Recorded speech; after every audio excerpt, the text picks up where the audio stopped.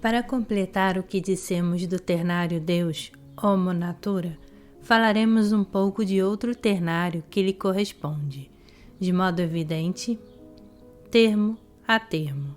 É o que é formado pela providência, pela vontade e pelo destino, considerados como as três potências que regem o universo manifestado.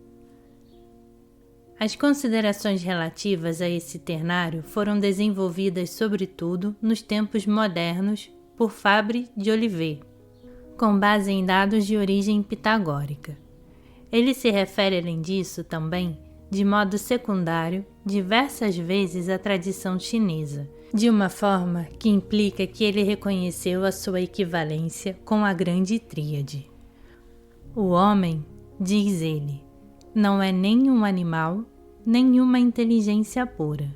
É um ser intermediário, colocado entre a matéria e o espírito, entre o céu e a terra, para ser a ligação entre eles. E podemos reconhecer claramente aqui o lugar e o papel do termo médio da tríade extremo-oriental. Que o homem universal seja uma potência é o que foi constatado por todos os códigos sagrados das nações. É o que foi sentido por todos os sábios. É o que foi mesmo confessado pelos verdadeiros homens de ciência. As duas outras potências, no meio das quais ele se acha situado, são o destino e a providência. Abaixo dele está o destino, natureza necessitada e naturada. Acima dele está a providência, natureza livre e naturante. Ele próprio é, como rei nominal, a vontade mediadora, eficiente, colocada entre essas duas naturezas para servir-lhes de ligação, do meio de comunicação e reunir duas ações, dois movimentos que seriam incompatíveis sem ele. É interessante notar que os dois termos extremos do ternário são designados expressamente como natura naturans e natura naturata, de conformidade com o que dissemos antes.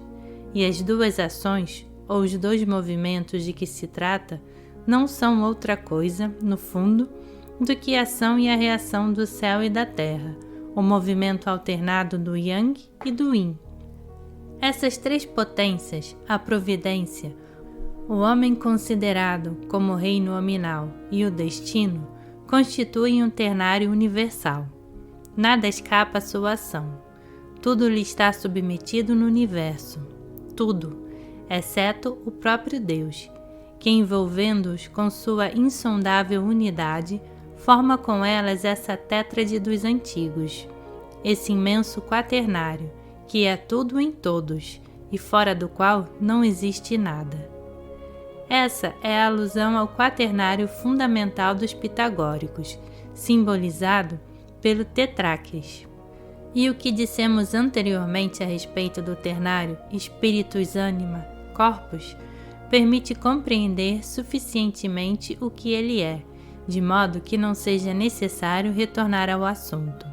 Por outro lado, devemos ainda observar, pois isso é particularmente importante do ponto de vista das concordâncias, que Deus é considerado aqui como princípio em si mesmo, diferentemente do primeiro termo do ternário Deus, Homo Natura.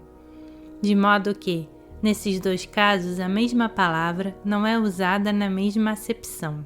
E aqui, a providência é apenas o instrumento de Deus no governo do universo, exatamente como o céu é o instrumento do princípio segundo a tradição extremo-oriental. Agora, para compreender por que o termo médio identifica-se não apenas ao homem, mas com mais precisão à vontade humana, devemos saber que, para Fabre de Olivet, a vontade é, no ser humano, o elemento interior e central que unifica e envolve as três esferas: intelectual, anímica e instintiva, a que correspondem respectivamente o espírito, a alma e o corpo. Como devemos, além disso, encontrar no microcosmos a correspondência com o macrocosmos, Essas 3 esferas representam nele o análogo das 3 potências universais que são a providência, a vontade e o destino. E a vontade desempenha em relação a elas um papel que a torna como a imagem do próprio princípio. Essa maneira de encarar a vontade, que além do mais devemos dizer é insuficientemente justificada por considerações de ordem mais psicológicas do que verdadeiramente metafísica, deve ser aproximada do que dissemos antes a respeito do enxofre alquímico, pois é exatamente disso que se trata na realidade. Além disso, há uma espécie de paralelismo entre as 3 potências, pois de um lado, a providência pode, evidentemente, ser concebida como a expressão da vontade divina, e do outro, o próprio destino surge como uma espécie de vontade obscura da natureza. O destino é a parte inferior e instintiva da natureza universal, que chamei natureza naturada. Sua ação adequada denomina-se fatalidade.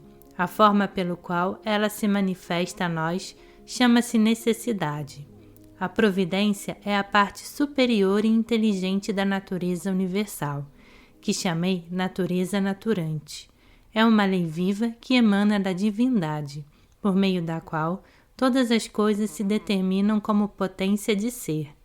É a vontade do homem que, como potência mediana, correspondente à parte anímica da natureza universal, reúne o destino à providência.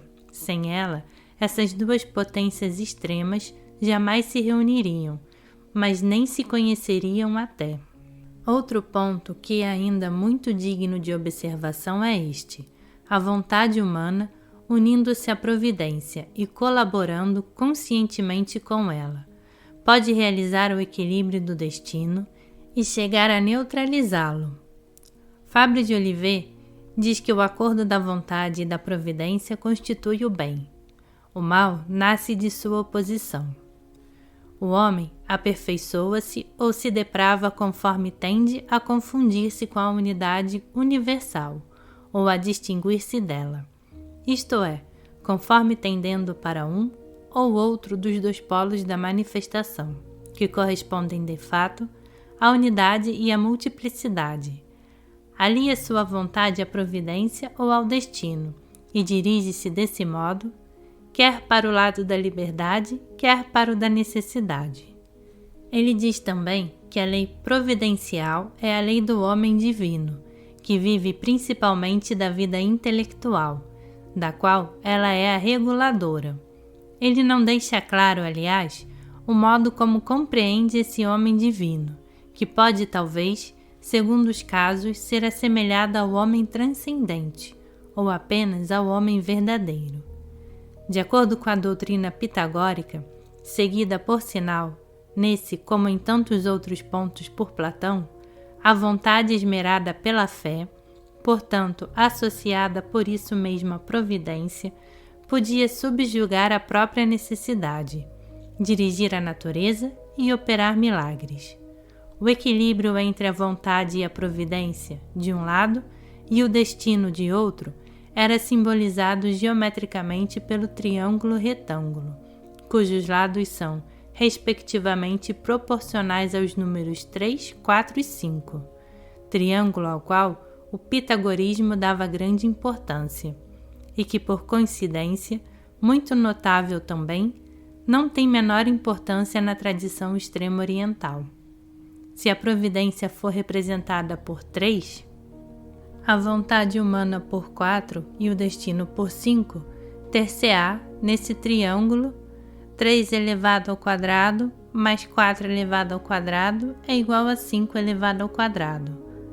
A elevação dos números à segunda potência indica que isso se relaciona com o domínio das forças universais, isto é, justamente ao domínio anímico, aquele que corresponde ao homem no macrocosmos, e no centro do qual, como termo médio, se situa a vontade no microcosmos.